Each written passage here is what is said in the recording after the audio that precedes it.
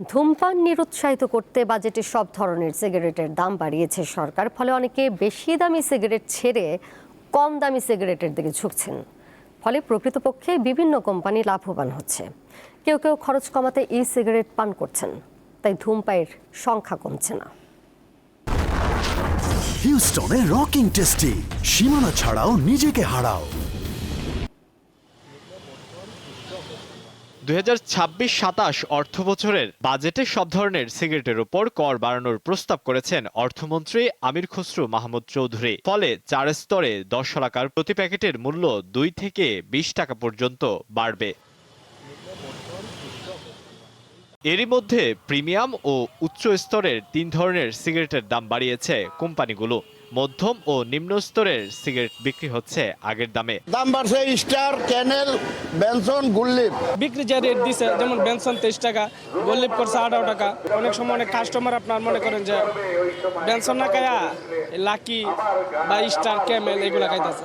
উচ্চ স্তরের সিগারেটের দাম বেশি বাড়ার কারণে অনেকে মধ্যম ও নিম্ন স্তরের সিগারেটের দিকে ঝুঁকছেন। আমি যেই ব্র্যান্ডের সিগারেট খাইতাম, সেই ব্র্যান্ড সরকারের বাজেটের কারণে, দাম বাড়ানোর কারণে আমি ওই ব্র্যান্ড বাদ দিয়ে আমি একটু লো ব্র্যান্ডে চলে আসছি। যেহেতু স্টুডেন্ট মানুষ, স্টুডেন্ট লাইফে আসলে এত টাকা খরচ করে অ্যাডভান্স খাওয়াটা একটু ইস্যু হয়ে যাচ্ছে। এখন আগে 20 টাকা ছিল, মানা যেত, এখন 23 টাকাতে শিফট করার পর আসলে এটা বেয়ার করা অনেক চাপ হয়ে যাচ্ছে। ব্যঞ্জন 23 টাকা করার পর থেকে এখন আমরা ব্যঞ্জন ছেড়ে দিছি, এখন লাগে খাই বর্তমানে। সিগারেটের দামে আছে 4টি স্তর: নিম্ন, মধ্যম, উচ্চ ও প্রিমিয়াম। এই 4 দামের কারণে সাধারণ ধূমপায়ীরা ধূমপান না ছেড়ে সস্তা ও সাধারণ সিগারেটে চলে যাচ্ছে। ফলে ধূমপানের সংখ্যা কমছে না। বাজারে যেই ধরনের সিগারেট দেখা যাচ্ছে, যার 90% সস্তা ও নিম্ন স্তরের সিগারেট, যার মূল ভোক্তা সাধারণ শ্রমজীবী মানুষ ও তরুণরা। তামাক জাতীয় পণ্যের দাম বাড়িয়ে অসংক্রামক রোগ নিয়ন্ত্রণ করতে চায় সরকার। এই কৌশল কতটা কার্যকর হবে বলছেন এই অর্থনীতিবিদ।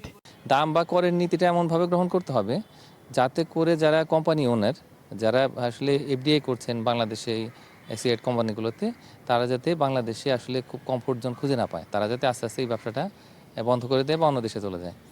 তো কিন্তু আনফর্চুনেটলি করের নীতিটা এমনভাবে হয়েছে যে যাতে করে আসলে দামটা বাড়লে আসলে কোম্পানিগুলোর লাভ হয়। তার কারণ যেহেতু করটা সমানই আছে, মানে কর বাড়েনি, সুতরাং এই কারণে আসলে এই দাম বৃদ্ধির ফলে আসলে লাভটা চলে যাবে কোম্পানির ঘরে। বিভিন্ন প্রতিষ্ঠানের জরিপের তথ্য অনুযায়ী বাংলাদেশে শতকরা 25% মানুষ ধূমপানে আসক্ত। প্রতি বছর এই সংখ্যা বাড়ছে। আলোয়ান খান, দীপ্ত সংবাদ, ঢাকা।